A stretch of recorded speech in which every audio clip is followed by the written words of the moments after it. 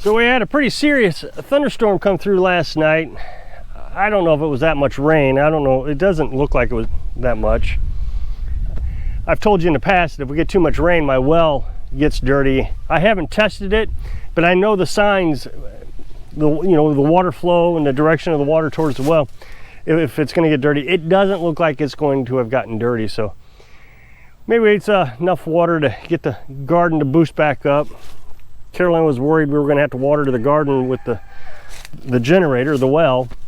And we didn't really want to spend the money. We've already done that once this year, so this little rain would have been good for the garden.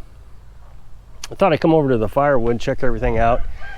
It's been a while since I've been down here. I mean, we got so much, it just kind of sits here now. I mean, I don't know, a year or two ago, if you'd have been on this channel, you'd have been watching me split firewood and collecting firewood.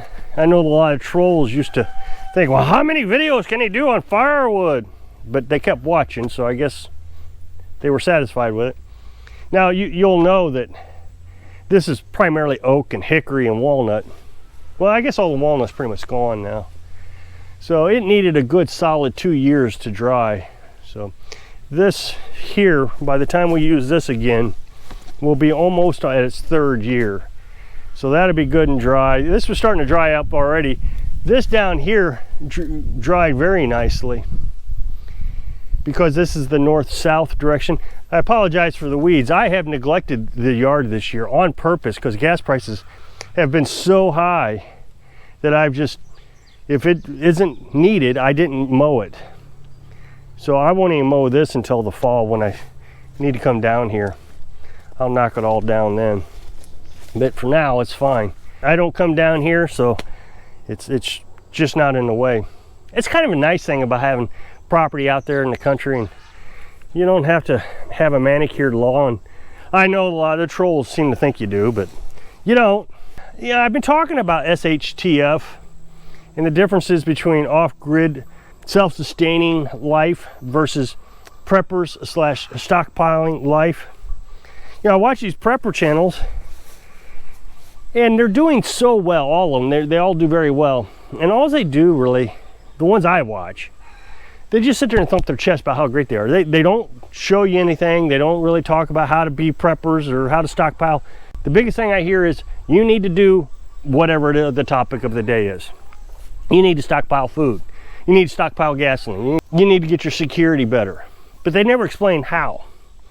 But here I am demonstrating firewood. This is not hard to do. I know a lot of people think it is. It's just not. This whole wall of firewood here, we probably were able to split within a couple weeks, just taking our time. And remember, we used a maul and a manual log splitter that's pretty much covered up with leaves now because we got everything we need. You can get these at Harbor Freight. I think you can get these on my little product list. So if it's there, I'll put a link to it. It's you click on the screen, thing pops up, says product list, and then a drop down comes down. You'll be able to see that. I'll see if I can find that. We'll put it on there for you. You can buy one of those if you want to, but it's a good self-sustaining way of splitting firewood. Good exercise because it's like a rowing machine kind of thing. Carolyn loves it. We've talked about many times getting a regular gas-driven log splitter, but that does fine. And then of course I use the maul like an axe. Maybe a total of 3 weeks is what it took us to split this. Just part-time work, coming out a few times a day, splitting some logs, stacking it. So it's not a lot of work. And of course we try to get free firewood. Firewood's so expensive and we don't want to cut down our woods, but people are always giving away firewood. So if you can find good firewood, go to their house, pick it up. I mean, the tree was already wasted. Whereas if I cut trees down here, they're good living trees that are not in the way. They provide all the beauty and provide oxygen and take out carbon dioxide. So I don't want to cut these down if I don't have to, especially if somebody else is cutting down a tree and they don't want it. But this is the point of what I'm trying to make is these preppers channels, they discuss how they're the experts, but they never really show you how they're experts. Oh, I forgot, I got more firewood just about everywhere. I got some down here, some over here. I got a big stack over there. And I'm not jealous. I'm just saying it's strange to me how they do so well by thumping their chest and not showing you anything. What concerns me is I've reported several days now in a row that it really does appear they're trying to shut down our food supply. And I'm not even talking about conspiracy theory stuff anymore. I told you that Canada has just put a stop on fertilizers because it produces some sort of greenhouse gas. We also hear it in Ireland. I think it's Ireland. We hear it over in Netherlands, maybe. I don't know, several countries. They've decided to just stop fertilizers on their farms. Sri Lanka, I think, is another country. Its economy has completely went away. It's gone. The country is gone. Hyperinflation. I think the president has left the country. These are kind of weird times. And I think everybody has a sense that there's a problem in the world. If there's a problem, why are we not doing more about it?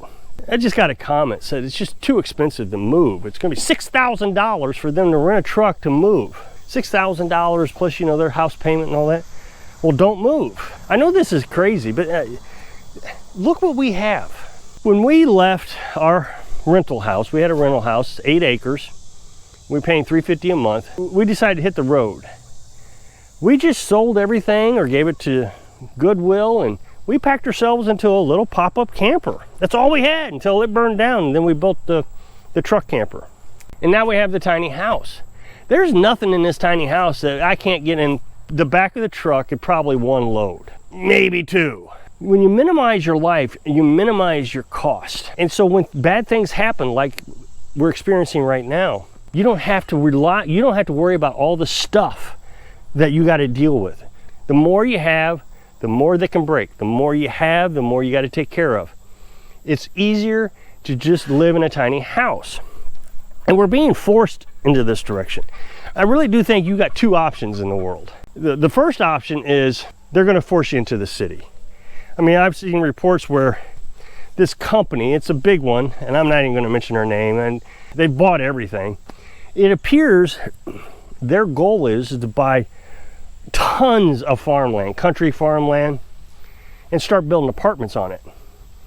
That way they own the market. You won't be able to buy a house. So let's say this was a regular house. They buy your house, they make it rental property, and then they make you rent your own house. They're forcing us into doing things that we don't want to do. Well, when they have a tiny house, it's unlikely they're going to do anything about this tiny house. I mean, they may try to buy it, but what are they going to do with it? So they're more likely wanting to buy a regular house that they can rent and get a lot of money out of. These preppers keep talking about stockpiling. But when you stockpile, now you have an investment. Now you have something that you can lose, and they can't afford to lose it. So none of this stockpiling nonsense makes any sense to me. I just don't understand it. What's the point of stockpiling? I've said it a million times. Find yourself a little place. And every time I say that, somebody will say, I can't find a place. You're crazy. Well, they're around. Carolyn still sees them. And she's not even looking that hard anymore. Well, she doesn't look at all. They just pop up. So if she can see them without looking, if you're doing your research, you can find them. So my suggestion is sell all your stuff. I'm not telling you what to do, but if you're really worried about SHTF, sell your stuff. After you find a place, you put down a little deposit on it, you sell your stuff, $4,200. I would say if you can find anything under $10,000, that's golden. Then you sell your house, pay off your mortgage, you're debt free. Well, let's hope you're debt free. Then you just come over here, you buy this place, you know, the under $10,000 place. Now you have something that it's yours. They can't take it away. I mean, they could try. I'm not completely naive that they may not try. It's going to be a lot harder when you have nothing to lose for them to come take it. I don't have anything to lose. Everything's paid for. So it's not like they can hang anything over my head. Well, we're going to throw you in jail if you don't pay this. My taxes are low. Of course, yes, they can raise my taxes. But I mean, it's $24. Even if they raised it to $500 a year, that's $50 a month that I got to save back. I can do that. Then get yourself a tiny house. Go over to Home Depot, pick up one of those sheds, $4,000 or $5,000, insulate the walls, put up some drywall, and now you got a place you can live. Get yourself a wood stove. Start looking around town on Facebook Marketplace. You'll find free firewood all the time. I mean, I pass it up now. I get notifications all the time that, you know, the free firewood. I don't really need any more right now, so I haven't been getting any more. Then, once you have that done, then you go get yourself some chickens, or rabbits, or ducks, or geese. I mean, chickens are pretty easy to take care of. And then you start learning how to feed chickens with being self-sustaining. And don't get into this, oh, you got to raise Milo and all this. It doesn't have to be that complicated. Find a good protein source that can provide you with a good amount of protein. I have found, Carolyn actually found, not me, that sunflower seeds really provide a lot of protein. 23%, 29% protein. You grow enough sunflower seeds to get you through the year, 50 pounds maybe. Then you do what she does. I've shown you this many times. She puts it in a tray or in a bottle. She waters it, keeps it clean every day for about a week. It sprouts up, and she can turn 50 pounds of sunflower seeds into 250 pounds of sunflower seeds with the sprouts. Now, you don't feed the chickens just the protein. You don't. You give them maybe a cupful, 3/4 cupful per day, per chicken. And the rest, you can get all the nutrients you want out of your grass and your weeds. And you don't, I know a lot of people say free range, but I don't want a free range because predators. You're going to lose chickens. A lot of people say, well, there's an acceptable loss of chickens. Not in my mind. Not when that's your primary source of food. A lot of people can't fathom the thought of having just 1 or 2 different types of foods every day. Eggs every day. Chicken meat every day. They just can't seem to accept that. But that's what we eat, eggs every day for lunch. So don't let the preppers convince you that stockpiling is the way to go for SHTF. It's not. It can't be done. If you can click that super thanks button down there, I really appreciate it. So I hope I can inspire you to do it now so you can live your dream. Thanks for watching.